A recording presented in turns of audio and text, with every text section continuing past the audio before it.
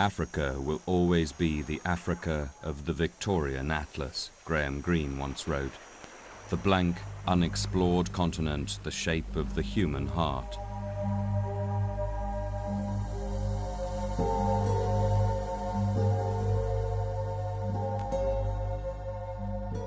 Only 150 years ago, Africa south of the Sahara still remained a vast, dark wilderness never reached by white men.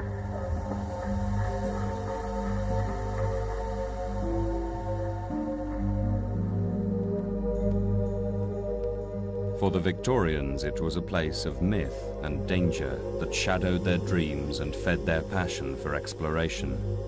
And for millennia, a single mystery had obsessed the world's geographers. No man had yet found the place where the world's longest river, the White Nile, had its source.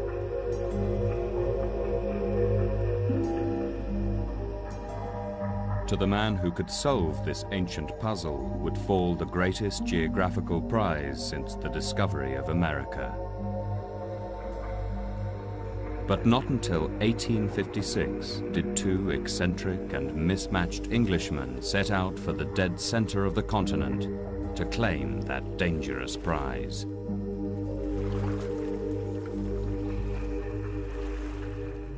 In command of the expedition was a highly celebrated explorer, scholar and linguist, Richard Francis Burton, the man who shocked the Victorian world with his translation of the Kama Sutra. Burton took as his second in command an unknown though highly ambitious 33-year-old Indian Army officer, John Hanning Speke, with whom he'd already faced death in Somalia. One of Britain's foremost explorers and writers, Michael Asher, has long been fascinated by Burton and is now researching a new biography.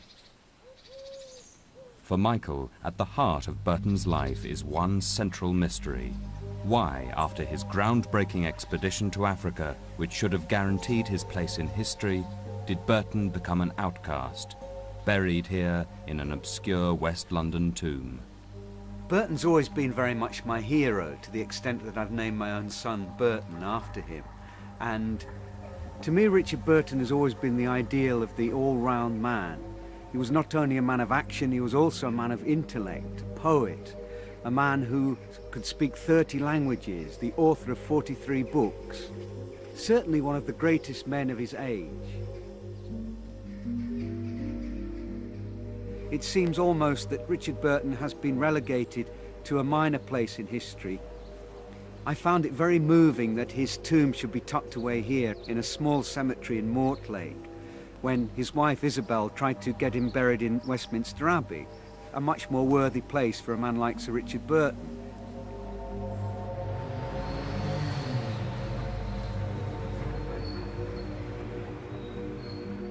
At the Royal Geographical Society, which sponsored the expedition, Michael is searching for clues as to what must have happened between the two explorers in Africa. In the space of 2 years, they turned from close friends into mortal enemies. I've always regarded Speke as a snake in the grass. After all, Richard Burton gave him his big chance to take part in this groundbreaking expedition, the first penetration of the interior of Africa by Westerners. And at the end of the journey, Speke betrayed this man who'd given him his chance. Michael wants to understand why Speke grabbed the limelight and the adoration of the public when he rubbished Burton to their sponsors. Speke claimed it was he, not Burton, who had found the true source of the Nile. But the day before his claims were to be evaluated, he died a violent death in mysterious circumstances. Still brooding on the death of his former friend, Burton was to write, "I saw him at 1:30 p.m. and at 4 p.m. he was dead. The charitable say that he shot himself. The uncharitable say that I shot him."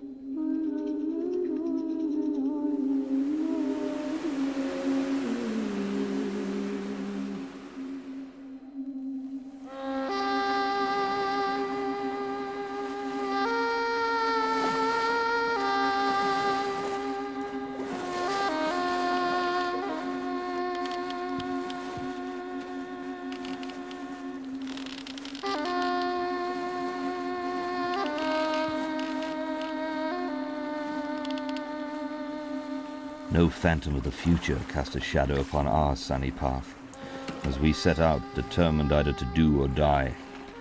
I find my journal brimful of enthusiasm.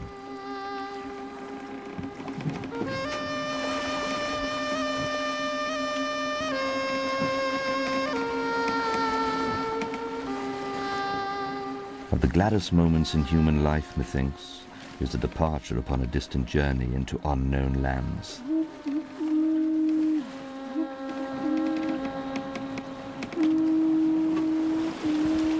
Unlike most biographers, I always enjoy experiencing the same things that my subjects experience.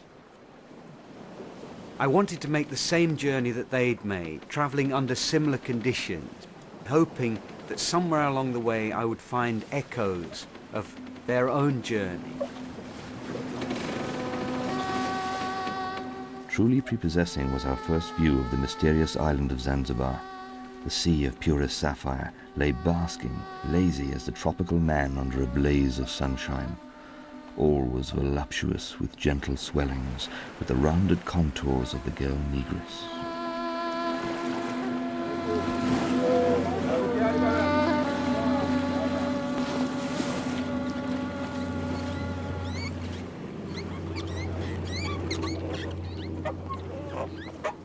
As I approached the island following in Burton's wake, I realised that as he got nearer, this exotic image he'd had from far out at sea started to fade, and the darker side of the island started to take its place.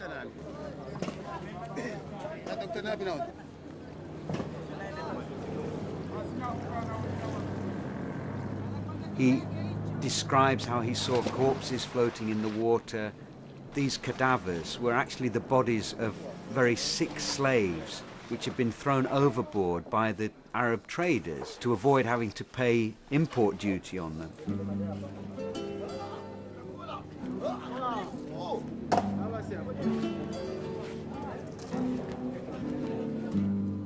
Just before Christmas, 1856, Burton and Speke arrived in Zanzibar from Bombay, where they'd both been serving as army officers.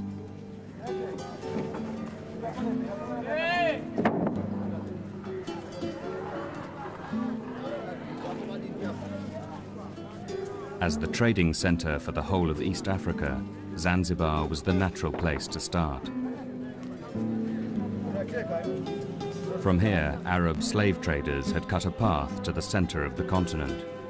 This was the route that Burton and Speke were to follow, once the Sultan of Zanzibar had given his permission. The explorers spent 6 months here, helped by British Consul Colonel Hamerton, gathering information and supplies.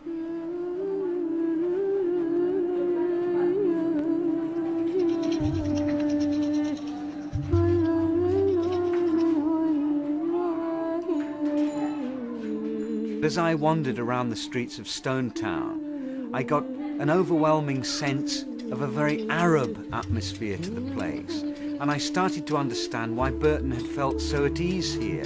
Burton loved the Arabs. He spoke fluent Arabic. He'd spent many years amongst the Arabs, just as I myself have done. And I could understand why he fitted into the place so easily. Whereas Speke, who knew no foreign languages and wasn't really interested in understanding the customs of the East, should have felt himself very uneasy in a place like this. And I wondered whether perhaps this was the beginning of the differences between them.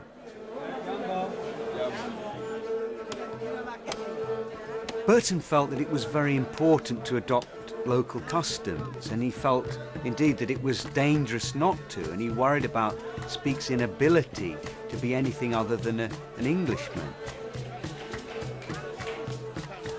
Speke felt, I think, that Burton went far too much in the opposite direction, and he disapproved of Burton's experimentation with sex, with alcohol and drugs. And Speke was a very prudish man, I think, who felt very uneasy in the presence of women.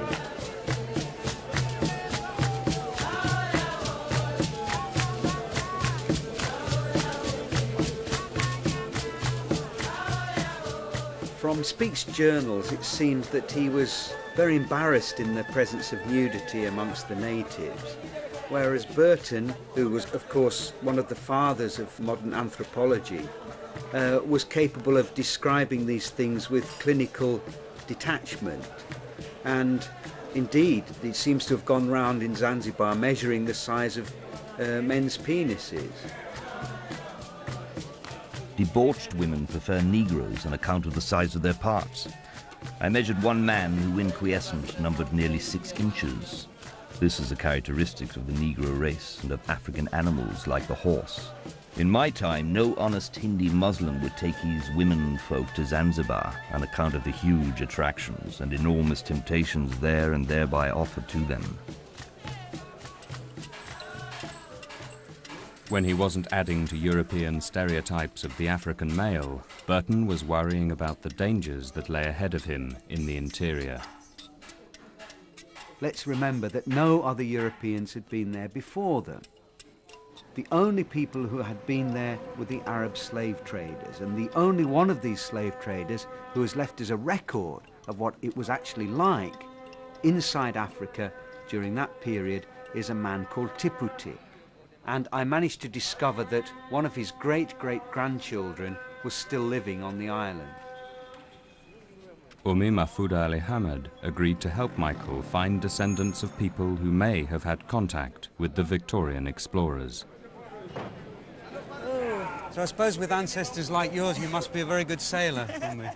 Talking to Ummi, I started to realise how far into the interior her extended family reached, and I tentatively suggested that she might like to accompany me for at least part of the journey, perhaps to introduce me to some of her Arabic-speaking relatives. I'm sure you'll be fine. I've got a queasy tummy already. I had this tremendous sense of excitement because we were sailing from Zanzibar towards what used to be called the Dark Continent. And although it's not the same today as it was 150 years ago, it's still a very strange place. What I remember most of all was Hamerton's parting comment to Burton Speke: "I hope you will get on well together." Did Hamerton know something that Burton and Speke themselves didn't know?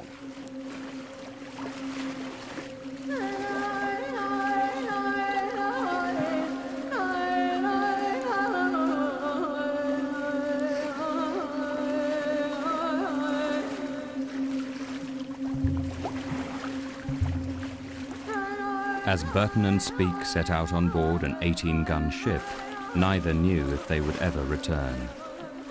Burton overheard a servant ask why the white men wanted to carry a small metal boat overland to float on a lake that they would never live to see.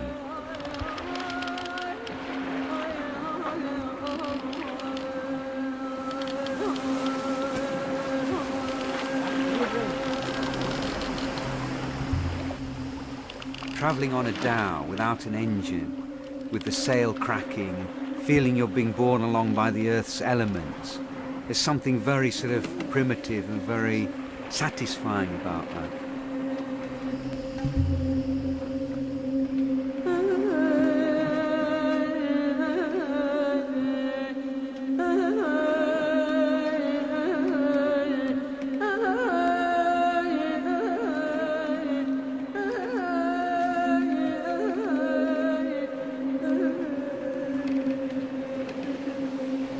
When the explorers first arrived on this coast, Bagamoyo was a busy depot for Arab ivory and slave caravans from the interior. As the explorers were carried ashore, they knew that the last European to come here before them had only survived a few days. He'd been hog-tied and dismembered to the ritual beat of a drum. Life then was dangerous and short.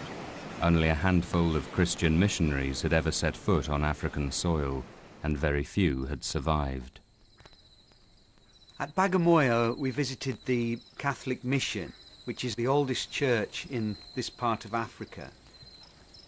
Father Henschel, the local priest, showed me around the graveyard, and I was astonished to see how many Catholic fathers had died at a very young age, I mean, younger than 30.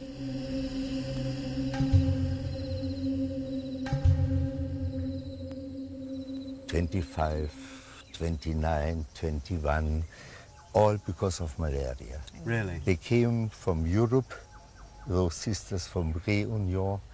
They worked for some few years, got malaria, died. So these are all missionaries, All, every one of them? Yeah, all. Right. It really brought home what Burton and Speke had been facing as they stood in this place, looking towards the interior of this unknown continent, because it teemed with diseases that they knew nothing about. And when I thought about it, it's absolutely astonishing that they managed to survive at all.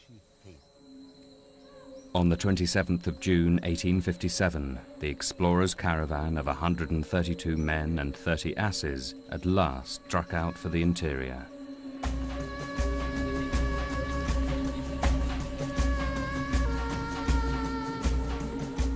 Loaded with cloth, wire and beads to bribe hostile tribes, scientific instruments, books, furniture, livestock and a 2-year supply of ammunition, each man carried a 70-pound load.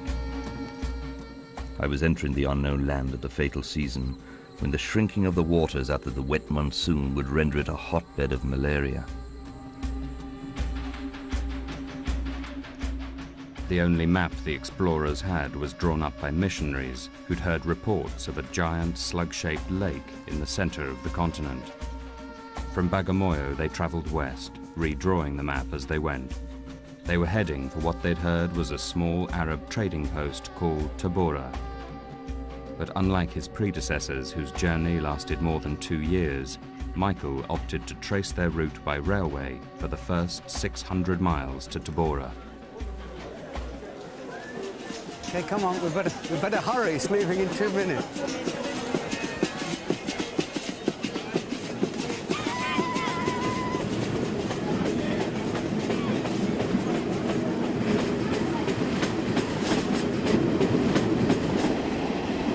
Heading on towards Tabora at a rate his hero might have envied, Michael searched for clues to the relationship between Burton and Speke.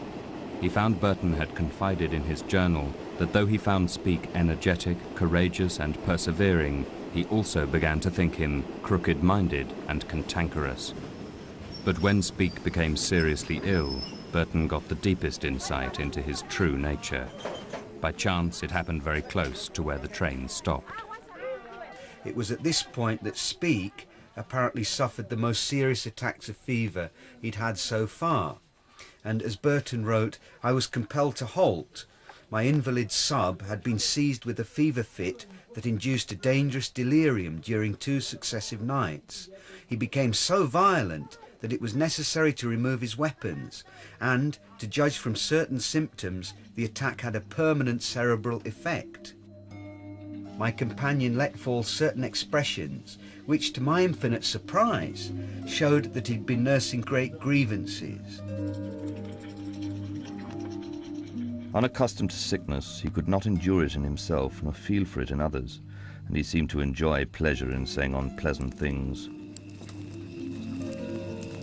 Burton was shaken to find that Speke's bout of sickness and lunatic behavior had suddenly stripped the mask off a far deeper, darker grudge against himself, of which he'd been unaware. From this bout of fever and delirium, Burton began to make some conclusions about Speke's real character. As he writes here, he would brood, perhaps for years, over a chance word which a single outspoken sentence of explanation could have satisfactorily settled. The inevitable result was the exaggeration of fact into fiction, the distortion of the true into the false.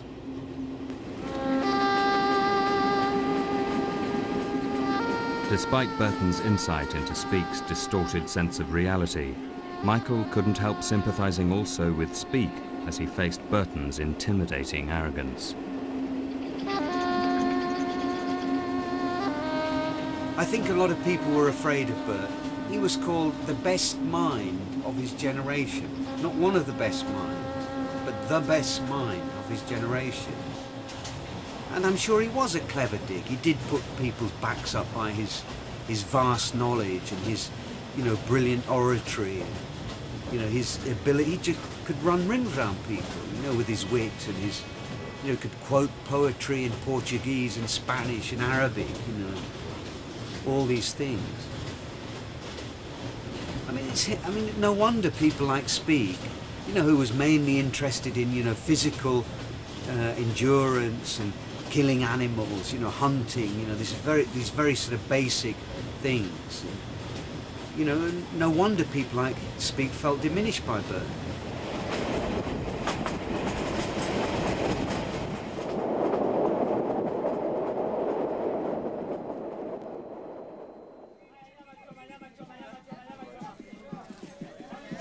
After 4.5 months and 600 miles, Burton's exhausted caravan reached Tabora on November the 7th, 1857.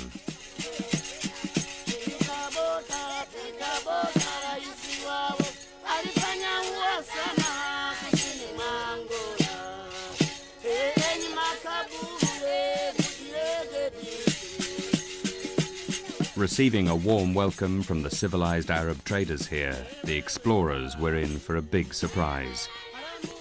The Arabs now told them that the missionaries' map of a slug-shaped lake was wrong. In fact, there were two giant lakes, one to the north, the other to the west. One of them must surely prove to be the source of the Nile. The question was, which one?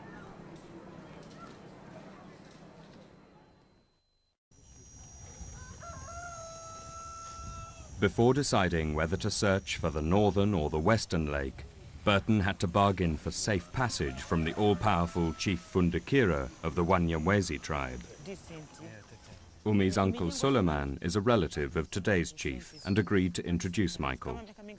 I was delighted to find that Umi had a relation who was the chief of the Wanyamwezi, named Fundikira, the same name as the chief of the Wanyamwezi in Burton's time, and a direct descendant of the same man. But I went to meet him with some trepidation because I'd read the accounts in Burton of how the Wanyamwezi had a reputation for great ferocity and severity. In fact, they were the most important trading tribe in the whole of East Africa, and they didn't get that status for nothing. One way of putting people to death that the Wanyamwezi had, for example, was squeezing their heads in a kind of wooden vice until the brains actually popped out.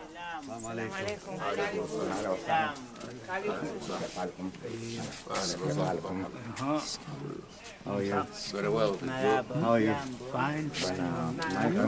Michael. It's very nice to meet you. My pleasure. Fundikira. Chief of Nyanyembe. So this is all your family, Chief? Yes. This is what remains of my family. Really? My father had 55 sons and daughters. That's amazing. And how many wives did he have? Well, of course, the number fluctuated sometimes, but the maximum number that he had was around 30. Really? Or at the same time? At the same time. But your great-grandfather was the first Fundikira. Yes.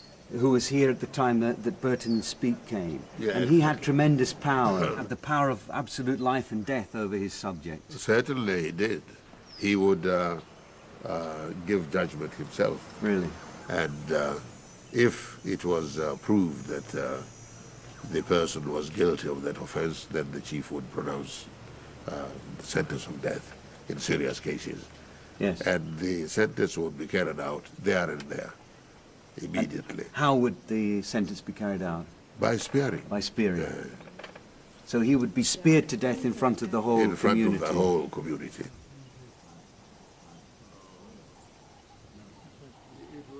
The chief's support proved vital to the explorers when later they met some of the more aggressive tribes who adorned their villages with human skulls.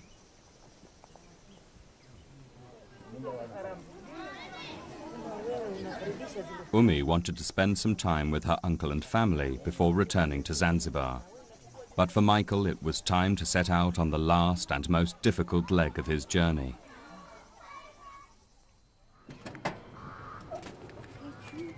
Burton! Oh, great to see you.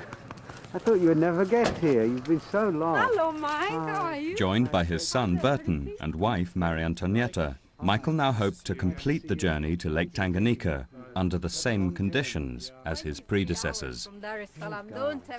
Mariantinietta is a very seasoned explorer herself. She and I made the first ever crossing of the Sahara Desert from west to east, so I knew that if there was one person who wouldn't object to those conditions, it would be her.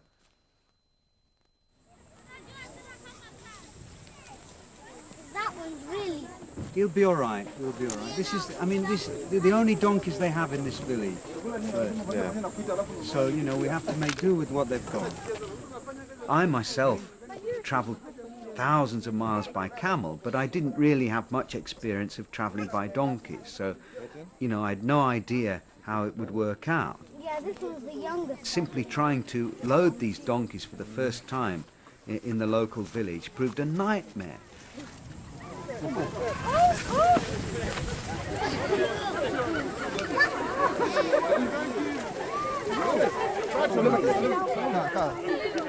We need him. Don't let him run away. Can call back his basket.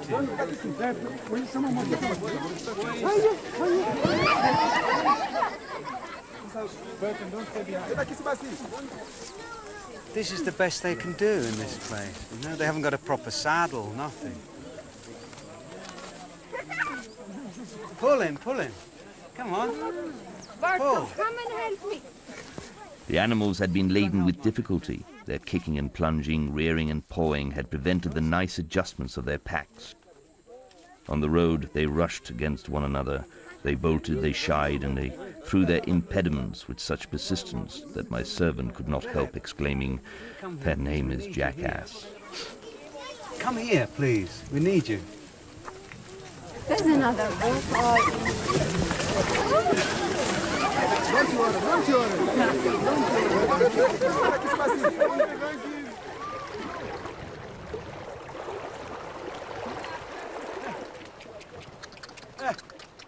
We'd been told by the local people that donkeys hate water, and I was slightly sceptical about this, but I discovered very quickly that it was the absolute truth. The donkeys had been going fine until we came to the banks of the Malagarassi, and then they simply stopped, and they obviously weren't prepared to go any further.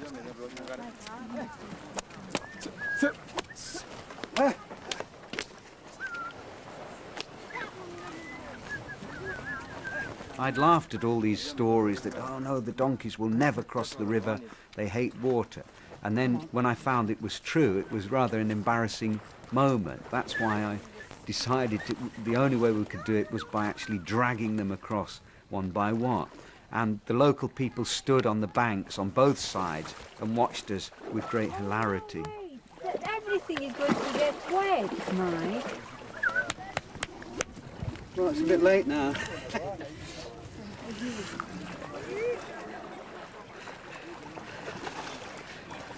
Crossing the river, I was constantly worried about the possibility of being attacked by crocodiles. Burton himself had written that the Malagarassi was absolutely infested with crocodiles, and particularly voracious ones, apparently.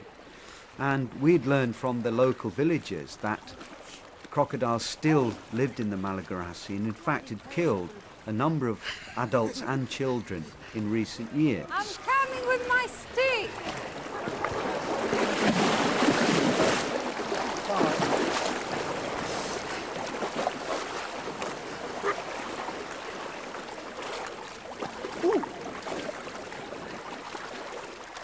By the time he reached the Malagarassi River himself, Burton's expedition had taken 7 months to walk nearly 1,000 miles, at a rate he calculated at just over 2 miles an hour.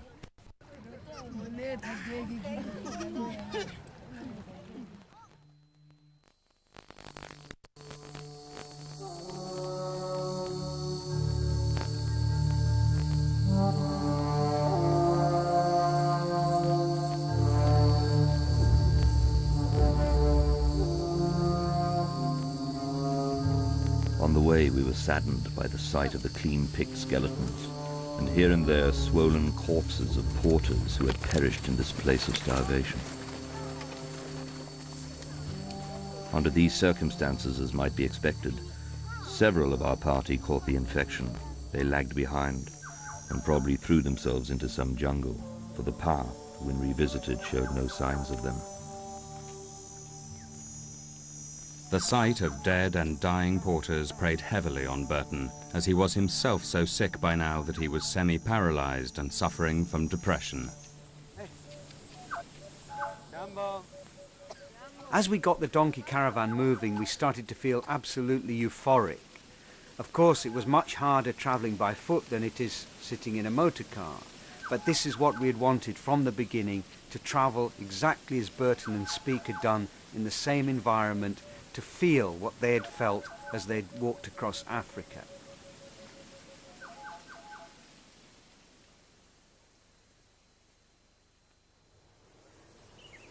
Our euphoria didn't last for very long, unfortunately, because very soon the guide had led us into a huge patch of thorn. No, I'm sorry, we take the donkeys, come on.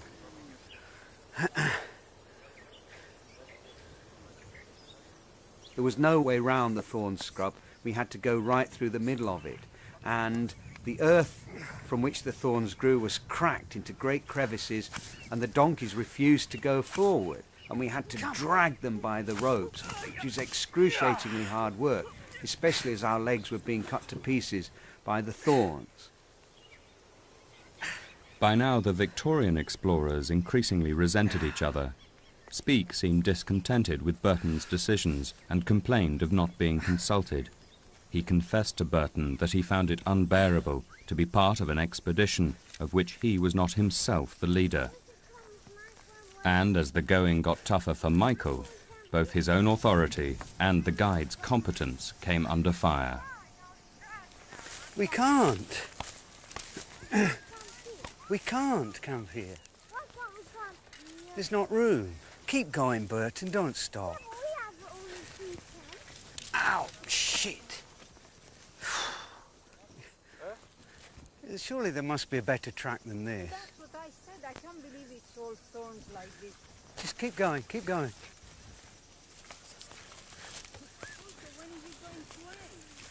Oh, Chuma, the donkey's butting my bottom. Lieutenant Speke was uncommonly hard to manage, and having been for years his own master, he had a way as well as a will of his own. To a peculiarly quiet and modest aspect, aided by blue eyes and blonde hair, he united an immense and abnormal fund of self-esteem. He ever held not only that he had done his best on all occasions, but that no man living could have done better. Ah, Christ! Just keep going, keep going.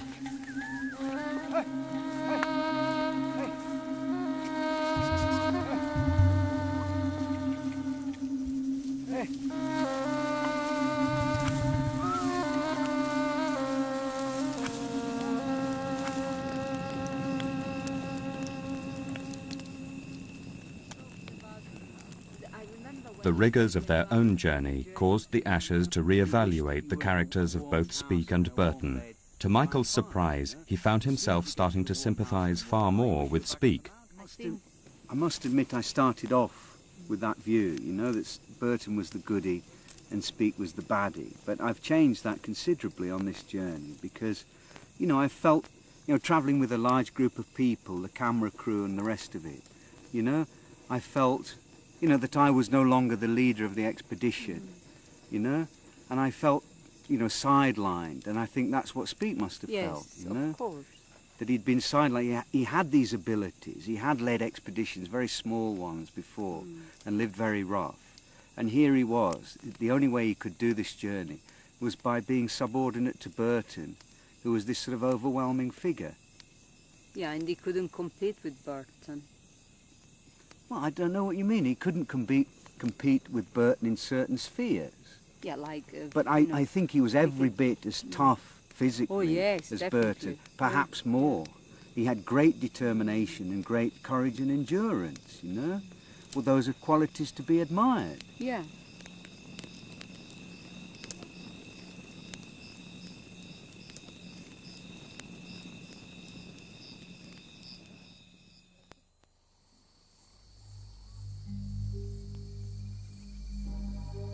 It was endurance that Burton most needed, as his illness reached a crisis, unbalancing his mind and preventing him from walking for a total of 11 months.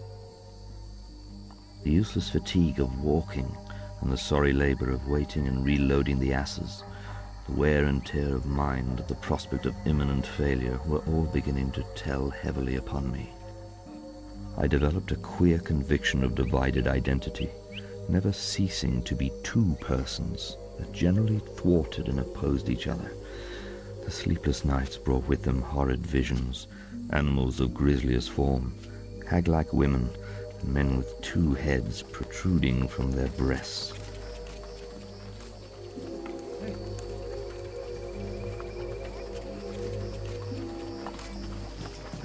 I imagine these two explorers travelling along under these terribly harsh conditions, and the only thing that kept them going was the knowledge that somewhere in front of them lay this vast lake, and they were going to be the first people from their own culture ever to see it.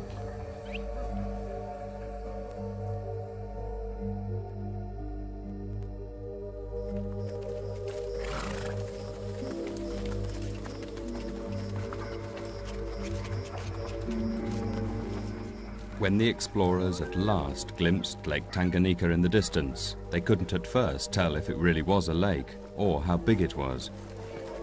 But when Burton did finally manage to catch its full glory, at least it was in the daylight. By the time we got there, it was completely dark, and I found that very, very disappointing that we hadn't finally, after all our travels, been able to see the lake as he saw it. Speke too missed the experience due to a severe eye disease which only gave him a vague impression of mist and glare.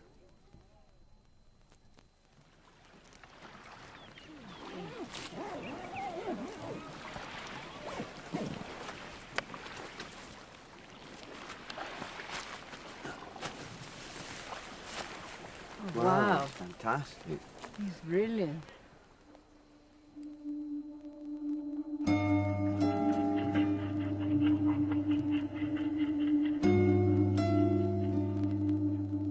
I felt willing to endure double what I had endured, said Burton as he gazed at the longest lake in the world. If a river flowed out of this lake, Burton believed it could be the Nile. If so, he was now within reach of the greatest discovery since America, but fate was about to deal him a terrible blow.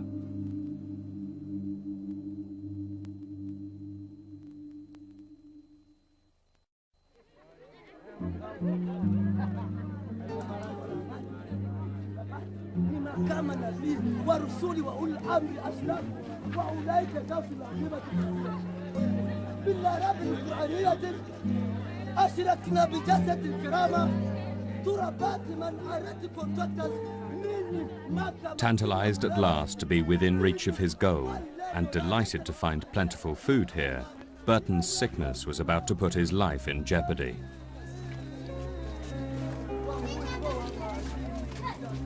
At sunset, the attack had reached its height. I saw yawning wide to receive me, those dark gates across the wild that no man knows. If one of us was lost, the other might survive to carry home the results of the exploration. I had undertaken the journey with the resolve either to do or die. I had done my best, and now nothing appeared to remain for me but to die as well.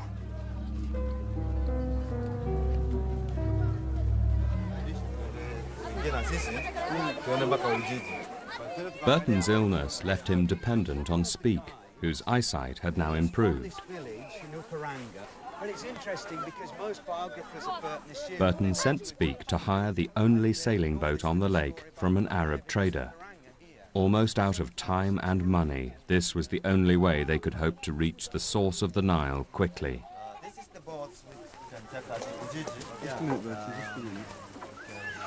So this is a picture of the very men we're talking about, the men who probably planted these mango trees. Yeah. That's the boat that one of the boats they used for travelling in Lake Tanganyika 150 years ago. Okay. And what we'd like to get is a boat that looks something like that. Ideally.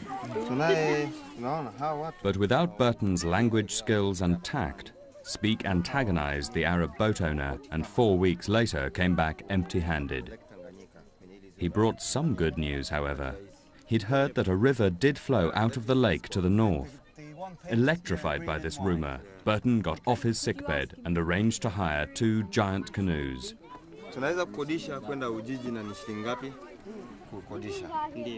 Yeah, it is possible to rent. Yeah. How much would he ask?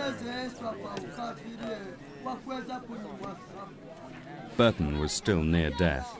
Anybody seeing him go, wrote Speke, would have despaired of his ever returning, but he could not endure being left behind.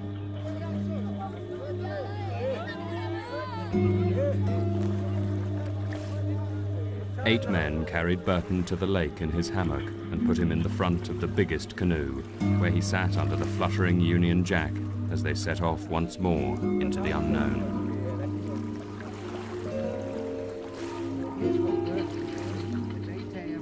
They travelled northwards, hugging the coast, towards the lands of the fearful cannibals, the Wabembe and the Wado.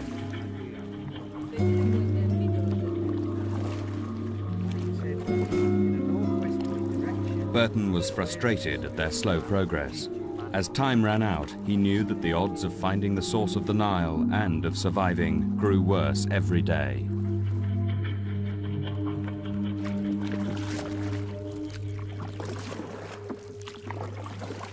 The conditions they travelled under were horrific. I mean, it was the rainy season. It rained almost all day, every day. The boats were overcrowded. Human excrement began to pile up in the boats. I mean, the conditions were just horrific. And yet, Burton never lost this desire to go onwards. After paddling north for several weeks, Burton's canoes were only a day away from the place where Speke had been told the Ruzizi River flowed out of the lake, near the village of Uvira. But here, Burton met some Arabs who insisted the river flowed into the lake and not out of it, as Speke had understood.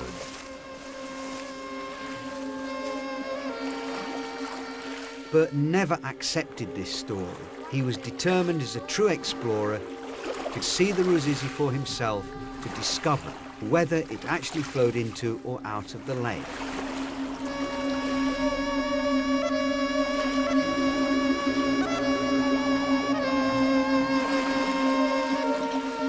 The explorers were only a day from their goal when the boatmen refused to go on for fear of the Wavira cannibals. Now low on food and unable to persuade the men, the expedition returned to Tabora, defeated. Once safely back in Tabora, Speke now decided to travel north with only a few men to verify reports of an even larger lake. But to ensure their survival, Burton had to stay in Tabora to beg supplies and porters from the Arabs to get them home. As a result, Burton never shared the extraordinary sight that awaited Speke at Mwanza.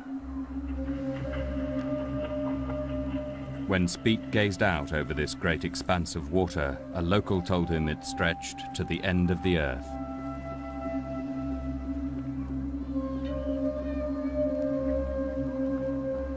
Inspired by this hearsay and a faulty altitude calculation, Speke decided he must at last be looking at the source of the Nile.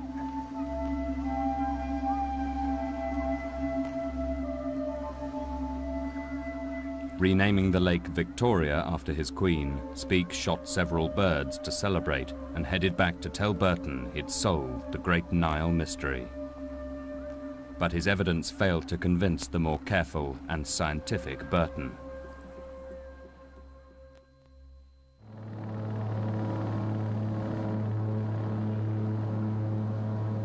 Heading home over Lake Victoria, Michael tried to understand why Speke had taken such a risk to claim this lake was the source of the Nile on the basis of so little evidence. Had he really believed it himself? I felt that my journey had revealed to me something important about Speke, because I think, realizing what kind of man Burton was, Speke knew that if he didn't get his oar in now, that he would never have the chance again. And Speke must have said to himself at some point, if I don't get it in now, then Burton will be appointed as leader of the next expedition, perhaps I will be dropped altogether. It suddenly occurred to me that perhaps Speke hadn't been convinced at all, that he merely saw that he had an opportunity here. I mean, if he was right, then so much the better.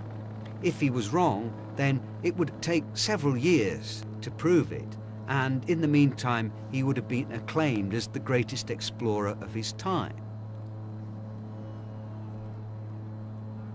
As Speke sailed for England ahead of Burton, he promised not to tell anyone about the two Great Lakes until Burton himself got back.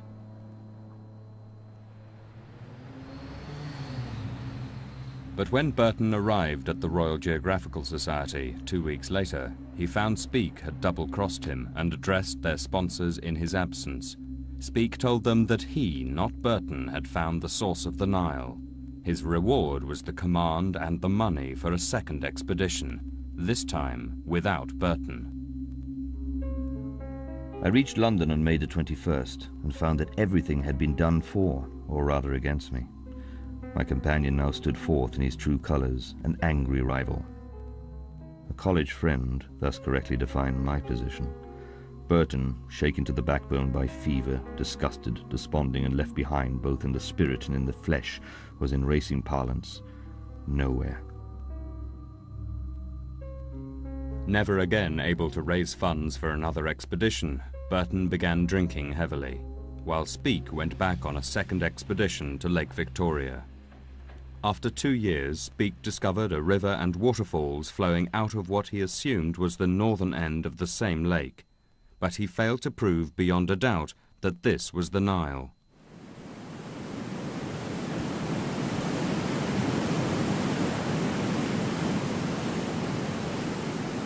Far from having settled the controversy, Speke's expedition had further muddied the waters and created even more confusion. It failed to squash Burton's idea that Lake Tanganyika might still be a source of the Nile. So to evaluate Speke's claims, a public debate was arranged at which Burton, Livingstone and others would have a chance to test Speke's theory against their own rival claims. The day before the debate, Speke faced Burton for the first time since their expedition together. Realizing the debate would probably be won by the brilliant Burton, Speke left the meeting early to go shooting on a relative's estate. As he clambered over a wall, carelessly carrying a loaded and cocked shotgun, it went off. A few minutes later, Speke was dead.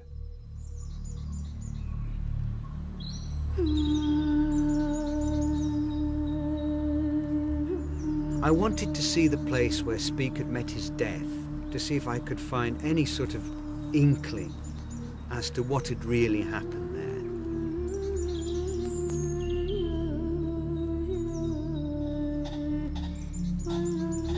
The real question is, did he actually shoot himself? And obviously, many people at the time believed that he'd shot himself.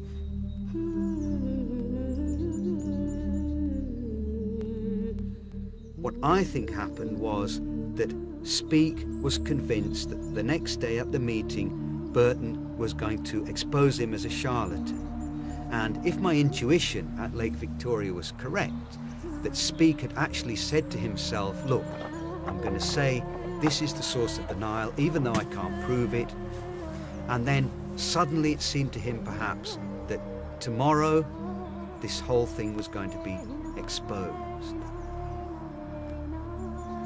I don't think he consciously said to himself, right, I'm going out to put a bullet in my head. But what I do think is that somewhere in his unconscious mind, you know, he might have had a desire to save himself from the incredible humiliation that he felt he was going to receive the next day.